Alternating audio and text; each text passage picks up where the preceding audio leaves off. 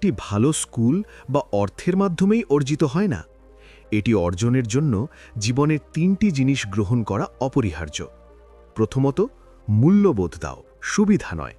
কারণ যে শিশু সহজেই সবকিছু পায়, সে কখনোই সংগ্রামের মূল্য বোঝে না। দ্বিতীয়ত, সময় দাও, পরামর্শ নয়।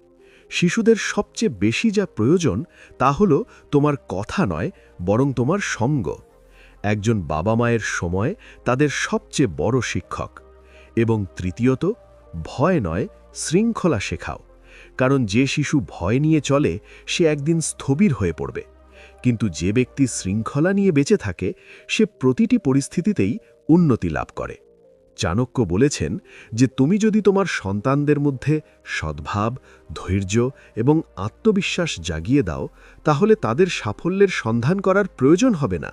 সাফল্য নিজেই তাদের কাছে আসবে।